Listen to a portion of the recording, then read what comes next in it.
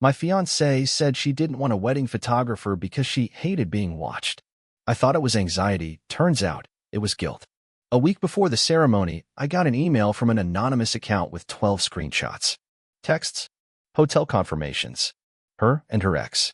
I waited until the ceremony. When the pastor said, "Any objections?" I raised my hand and said, "She's already married to this guy, emotionally, at least." Then I walked out to applause. I'm 34, from Broken Arrow, Oklahoma, just outside Tulsa. Regular guy, work in HVAC, nothing flashy. Grew up thinking I'd find the one, settle down, do the whole house and kids thing. 2 years ago, I met Samantha at a friend's cookout. She showed up late, carrying a bottle of cheap wine and laughing like she'd just heard the best joke in the world. She wasn't fake happy either. She had this real light to her. Or so I thought. We started talking that night and never really stopped. The first 6 months were like a movie. Late-night drives. Sitting in parking lots for hours just talking. Cooking terrible dinners together and laughing about it. She met my family quick. They all loved her. My mom said she had kind eyes. I moved her into my apartment after just 7 months. Everyone said it was fast, but it felt right. We fit. About a year into it, I bought a ring. Not some tiny one either. I spent months saving up. She cried when I proposed. Covered her face and cried. Said she'd never been so sure of anything in her life. I believed every word. We picked a date about 9 months out. Small wedding, nothing crazy. Her family was helping with some of it. Mine pitched in too. Everything felt right. It felt good to plan something for our future. The first weird thing was the photographer fight. I wanted one. I said even if it was just a small package, we needed someone to capture the day. She got real weird about it. Said she didn't want a stranger pointing a camera at her all day.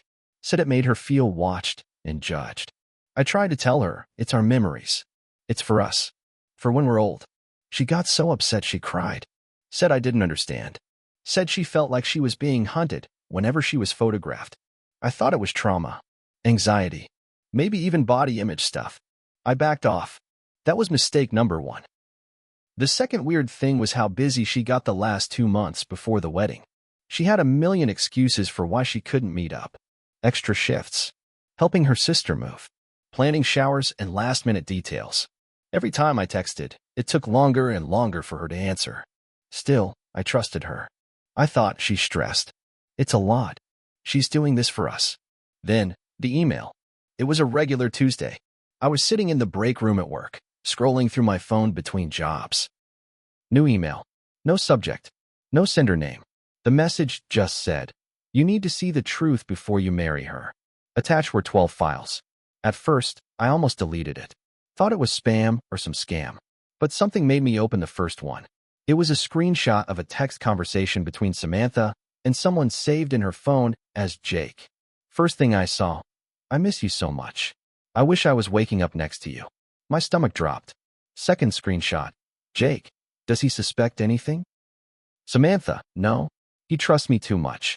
It's almost sad. I felt like I got punched right there at the table. I kept scrolling.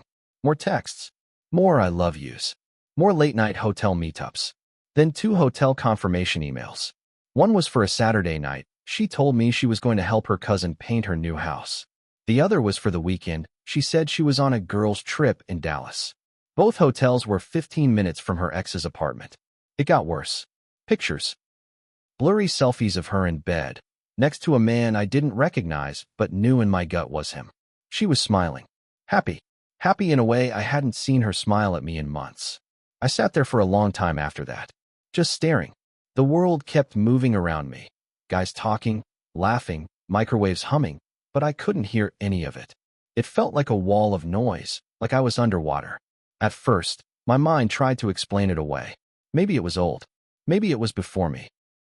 Maybe it was after a fight, some moment of weakness. Then I looked at the dates again. 3 weeks ago. 1 month ago. While we were finalizing RSVPs, she was sleeping with Jake. I didn't call her. I didn't rage text her.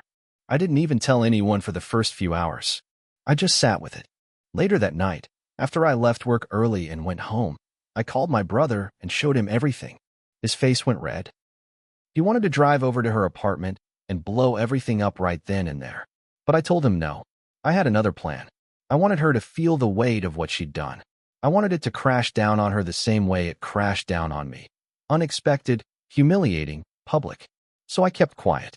I went to sleep next to her for 6 more nights pretending I didn't know. I watched her laugh with my mom over brunch. I watched her pick out her earrings for the wedding day. I watched her practice writing Mrs., my last name, on scraps of paper. And every second, I felt the anger grow. The day of the wedding, I woke up early. I looked at her sleeping next to me. Peaceful. Like nothing was wrong. I took a shower, shaved, put on my suit. I even let my brother tie my tie for me, which he hasn't done since I was 12. Everyone said I looked nervous. I smiled and said, just excited. The venue was beautiful. Soft sunlight, fresh flowers.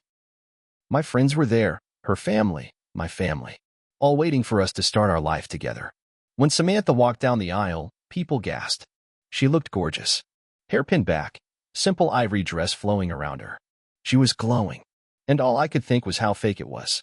We got through the vows. I said mine like I meant them, even though every word tasted bitter. Then came the moment.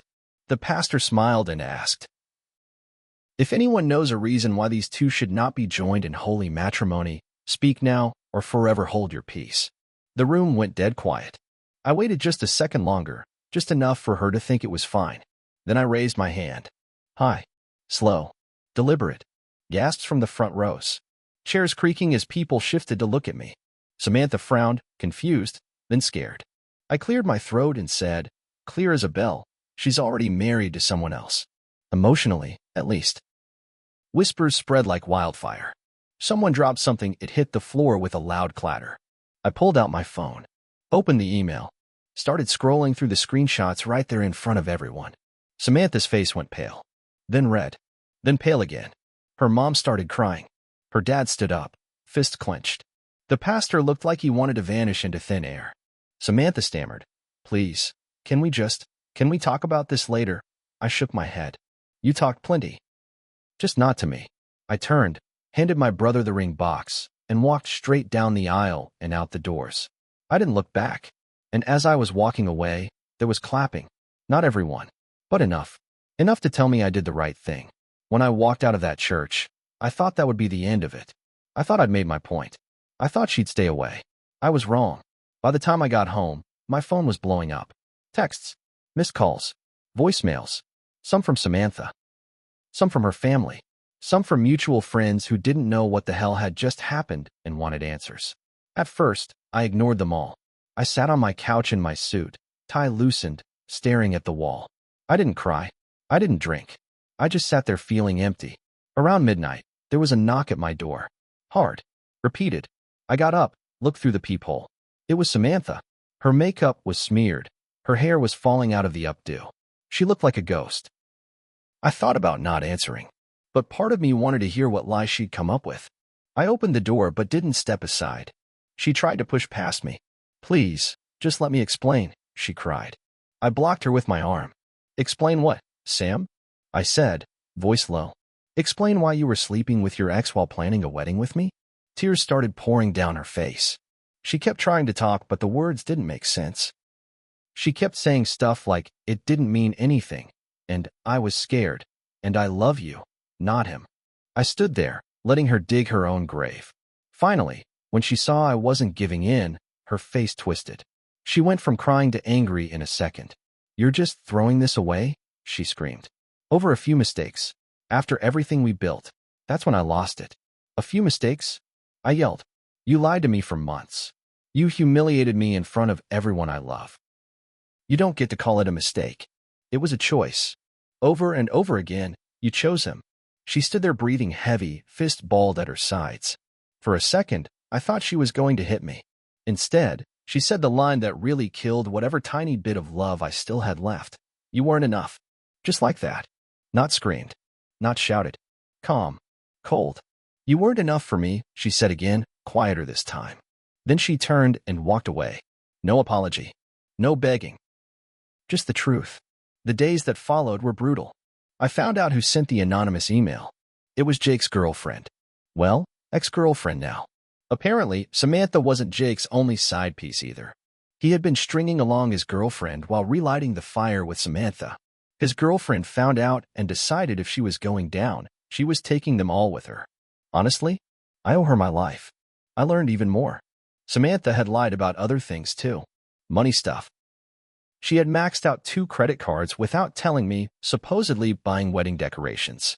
She wasn't planning to tell me until after we were married, figured we'd combine finances, and I'd just help her pay it off. It was like pulling up a rotten floorboard and finding the whole house full of termites.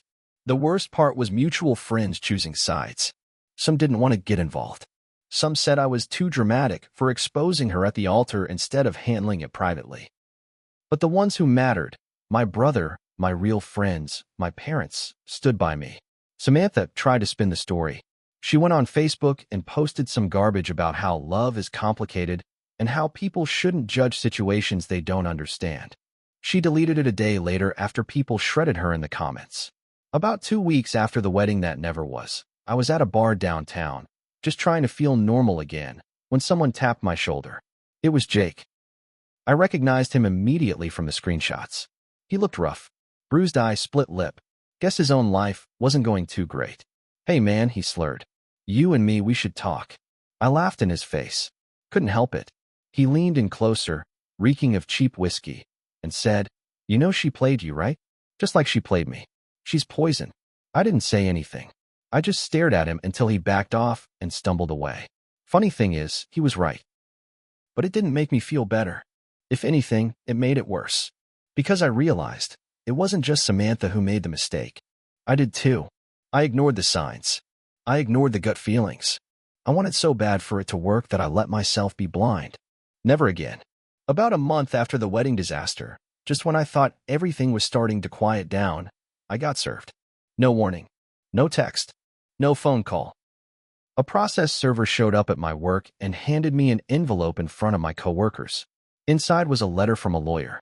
Samantha was suing me for emotional distress and public humiliation. She was claiming that by exposing her at the altar, I had caused her irreparable emotional damage and destroyed her reputation and future earning potential. I laughed when I first read it. Thought it had to be some kind of joke. It wasn't. She had hired a real lawyer and filed a real lawsuit. $75,000 in damages. I was floored. First she cheats, lies, blows up our lives, and now she wanted me to pay her? I immediately called my brother. He got me in touch with a good attorney, a bulldog type who didn't mess around. When I explained everything, the cheating, the screenshots, the hotel stays, the emotional manipulation, he just shook his head and said, "Let her try. She's got nothing." Still, the next few months were hell. Court dates, depositions. Sitting across from her while she fake cried in front of the judge, painting me as some abusive monster who trapped her in a relationship and then punished her publicly. It was sickening. Even worse, Samantha tried to use the fact that I had waited until the wedding day against me. She said it showed I was calculating and cruel. I thought maybe, just maybe, a few people would side with her. People who didn't know the full story. People who only saw the explosion and not the slow betrayal that led to it. But then my lawyer brought out the email, the texts, the hotel confirmations, the dates, the details, her lies. Piece by piece, it all came out. By the time it was over, the judge dismissed her entire case with prejudice, which meant she couldn't refile it even if she wanted to. And he warned her, right there in open court, that if she tried anything like this again, she could face serious consequences for wasting the court's time. She left the courtroom with her head down. And me? I walked out free. You'd think that would be the end. But Samantha wasn't done. A few weeks after the lawsuit got thrown out, someone started spreading rumors about me around town. That I was abusive. That I was controlling. That I had forced Samantha to stay in a relationship she didn't want to be in. It wasn't just gossip at bars either. People at work heard it. I even had a few clients call and ask if I was safe to be around. It was clear what was happening. Samantha couldn't beat me legally, so she was trying to beat me socially. Tear down my reputation. Poison me in the town we both lived in. At first, I wanted to ignore it. Rise above it. But then one of my biggest contracts pulled out, citing concerns about my character, and I realized I couldn't stay silent anymore. So I fought back. I gathered everything. The screenshots. The court dismissal papers. Character references from people who knew me for years. I posted a calm, detailed statement on my Facebook page, setting the record straight. No attacks. No name calling. Just the truth. It spread fast. People shared it, commented, supported me. And guess what? Turns out Samantha had burned a lot more bridges than I thought. Old friends of hers came out of the woodwork sharing their own horror stories. Stories of Samantha lying, cheating, stealing, manipulating. The more people talked, the worse it got for her. Within a month, her little smear campaign backfired completely. She lost her job. Her own family publicly distanced themselves from her. And me? My reputation survived. Scarred, but intact. But here's where the real twist came. About 3 months later, when I was finally starting to rebuild my life, I got another message. Not from Samantha. From Jake. Yeah, him again. Only this time, he wasn't drunk, and he wasn't angry. He was desperate. He sent me a long, rambling Facebook message saying that Samantha was now stalking him, showing up at his work, leaving notes on his car, blowing up his phone with hundreds of texts a day. He even attached photos. Pictures of her sitting in her car outside his apartment, hours after he'd asked her to leave him alone. Apparently, after losing everything, she decided Jake was her last chance. And he didn't want her. He was scared. He asked if I knew a good lawyer. Asked if I would back him up if he needed a restraining order. The irony of it hit me so hard I just sat there laughing until I cried. The woman who destroyed both our lives was now eating herself alive. And there wasn't a damn thing either of us had to do. She was doing it to herself. At first, I thought about ignoring Jake. I didn't owe him anything. After all, he had been part of the reason my life got wrecked. If he had just stayed away from Samantha, none of this would have happened. But deep down, I knew the truth. Samantha would keep doing this to people unless someone stopped her. So, I answered him. I told him I had a good lawyer he could call. I also said that if it came down to it, I would testify for him. Show the court the screenshots, the patterns, everything. Jake ended up filing for a restraining order.